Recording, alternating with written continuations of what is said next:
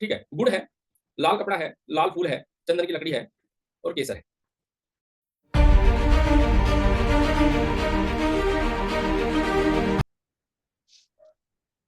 शुरुआत करते हैं सूर्य से। सबको दिखाई दे रहा है? क्लियर है? स्क्रीन क्लियर है? ठीक है। अब सूर्य का मित्र, पहले तो सूर्य को समझ लेते हैं। सूर्य ग्रह है, लेकिन सूर्य नारायण भगवान भी बोलते हैं। कारण ये प्राणदाता है, ये प्राणदाता है। तो सूर्य ग्रह के जो मित्र हैं, मित्र कौन कौन है? मित्र हैं चंद्रमा, मंगल और बृहस्पति। चंद्रमा, मंगल और बृहस्पति इसके मित्र हैं। शनि और शुक्र इसके शत्रु हैं। बुध सम है। इस ग्रह की जो राशि है वो सिंह है।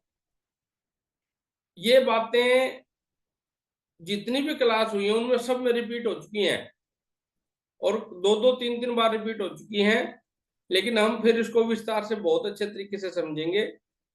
ठीक है, किसी प्रकार की त्रुटि ना रहे। स्वामी ये सिंह राशि का स्वामी है। उच्च राशि इसकी मेष होती है और नीच राशि इसकी तुला होती है।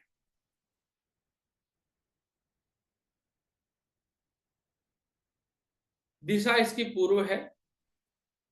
शुभ रंग इसका केसरिया होता है।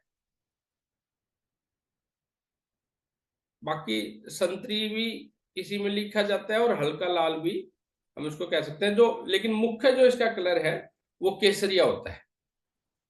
अब रत्न की बात करें तो इसका माणिक रत्न होता है और ये होता है रिक्तामणि। रिक्तामणि क्या बोलते हैं? जैसे हमारे जो मोती आते हैं, मोती के अंदर सभी कलर होते हैं, तो जो खून के कलर का जो मोती है उसको रक्तमणि बोलते हैं, या उसको हम बोलते हैं लाल मोती। और माणिक जिसको इंग्लिश में रूबी बोलते हैं, ये इसके रत्न हैं। और उप रत्न की बात करें तो साइंस स्टार, लाल मरगज, लाल हकीक, ये इसके रत्न होते हैं। अगर सूर्य से पीड़ा हो तो दान किया जाता है। तो सूर्य से संबंधित दान करने की जो वस्तु है वो गेहूं है, तांबा है। माणिक तो कौन दान करता है? माणिक तो पहनना ही दुर्लभ होता है। ठीक है, गुड़ है, लाल कपड़ा है, लाल फूल है, चंदन की लकड़ी है और केसर है। ये वस्तु दान करने से सूर्य की पीड़ा कुछ कम होती है, अगर सूर्य पीड़ा दे रहा है। अब स्वरूप कैसा है इसका? स्वरूप, जो कमजोर दृष्टि वाले, अगर सूर्य पीड़ित होगा तो दृष्टि कमजोर होगी और जो आंखें हैं ना वो लाली लिए होगी, शहद के रंग वाली आंखें। जैसे कुछ तो बोलते हैं बिल्लोरी आंखें, कैरी आंखें होती हैं। ब्लैक आईज तो सबकी है ही है, लेकिन ब्राउन और ब्लैक के जो बीच का कलर है, किसी किसी की आंखें होती हैं जो थोड़ी लाली लिए होती हैं। ठीक है, वैसी आंखें होती हैं। छोटे बाल होते हैं, वर्गाकार और चिड़चिड़ापन, सुगठित शरीर होता है। सुगठित शरीर का से तात्पर्य क्या है? मसल्ज वाला, ढीला ढाला नहीं, मसल्ज वाला शरीर होता है। अब रोग की बात करें तो सूर्य से क्या क्या रोग हमें मिलेगा? सूर्य से कमजोर दृष्टि, आंखों का रोग सूर्य से देखा जाएगा। हार्ट अटैक, हृदय रोग भी सूर्य से देखा जाएगा। सिर दर्द और माइग्रेन,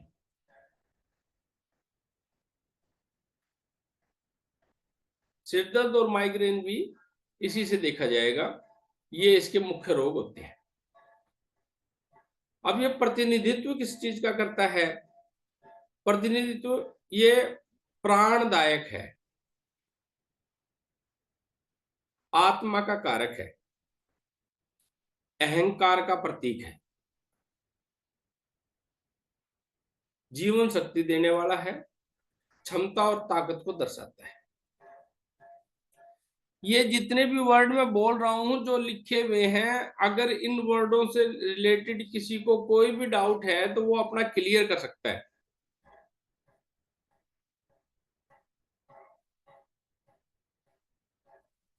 कि भी इस कारक से इसका क्या तात्पर्य है? गुरु गुरु जी, जो हमने कमजोर दृष्टि वाला पॉइंट है, वो हाँ, दोनों में है, स्वरूप में भी है, रोग में भी है। इसका रीजन। मैं आपको बताता हूं। स्वरूप का मतलब ये है कि सूर्य इतना तेज प्रकाश में है कि उसको बहुत तेज खुली आंखों से नहीं देख सकते। जब उसको देखेंगे तो आंखें अपने आप धुंधली हो जाएंगी। ये तो है स्वरूप। और कमजोर दृष्टि, जब रोग को देखते हैं तो अगर सूर्य पीड़ित होगा तो आंखों का रोग देगा, आंखें कमजोर करेगा। ये दोनों का अंतर है। ठीक है, अब बात करते हैं प्रतिनिधित्व की, कारक तत्व की। आत्मा है, सूर्य आत्मा है। प्राण का संचार सूर्य से होता है। और जिनका सूर्य उच्च का होता है या जिसका सूर्य लगन में होता है वो किसी की नहीं सुनते, वो अहंकारी होते हैं, उनके अंदर अहंकार भरा होता है। ठीक है, जीवन शक्ति देने वाला है, क्षमतावान है, ताकतवर है। ठीक है, कारक में स्याही माने शहनशाही, एज इक्वल टू किंग, प्रतिष्ठा, प्रसिद्धि, शक्ति। क्या चीज बोली? प्रतिष्ठा, प्रसिद्धि और शक्ति। इन तीनों का कारक भी सूर्य है। जब कुंडली के अंदर सूर्य कमजोर हो जाता है तो आपको आपका आपकी निंदा होने की संभावना हो जाती है। और सूर्य के जब अच्छे फल मिलते हैं तो हमारी प्रतिष्ठा चारों तरफ सूर्य के प्रकाश की तरह फैल जाती है। राजनीति का भी कारक है, आत्मा और गवर्नमेंट जॉब का कारक है। सूर्य की स्थिति आपकी गवर्नमेंट जॉब के लिए 100% रिस्पॉन्सिबल है, 1-2% नहीं, 100%। क्यों?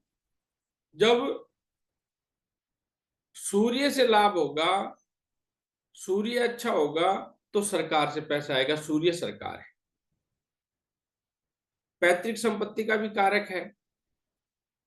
और ये एक ही शब्द के बहुत सारे पर्यायवाची हैं, जैसे प्रतिष्ठा, प्रसिद्धि, सम्मानित पद। ये सारी चीज एक ही तरह की है। ठीक है, जब हम व्यापार देखेंगे, भाई व्यापार करें तो कौन सा करें, तो दिशा काल परिस्थिति के आधार पे हम बताएंगे कि वो क्या कार्य करे, उसका क्या बजट है। लकड़ी का काम करे, दवा का काम करे, या राजनीति में जाए। ठीक है, अगर कोई हमारे पास बच्चे की कुंडली लेके आया और वो डॉक्टर फैमिली से है और बच्चे की कुंडली दिखा रहा है उसका भी सूर्य उच्च का है, तो डॉक्टर का बेटा डॉक्टर बनने का प्रयास करेगा और डॉक्टर भी चाहेगा कि मेरा बच्चा अच्छा डॉक्टर बने, तो अच्छा चिकित्सक भी बनता है। और वहीं अगर कोई पॉलिटिकल फैमिली है, कोई राजनीतिक परिवार है, तो उसमें सूर्य अगर उच्च का होगा तो उसका डॉक्टरी से क्या लेना देना है, वो राजनीति में जाएगा।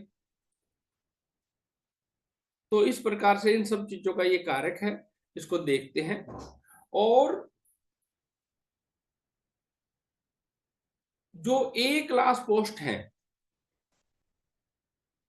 उसका भी कारक सूर्य ही है। गवर्नमेंट जॉब चपड़ासी, गवर्नमेंट जॉब आईपीएस आईएएस। लेकिन क्या है कि जब हम ए क्लास पोस्ट की बात करते हैं तो सूर्य में भी बल चाहिए, आईपीएस की बात करते हैं तो मंगल के अंदर बल चाहिए, आईएएस की बात करते हैं तो शनि भी उच्च का चाहिए।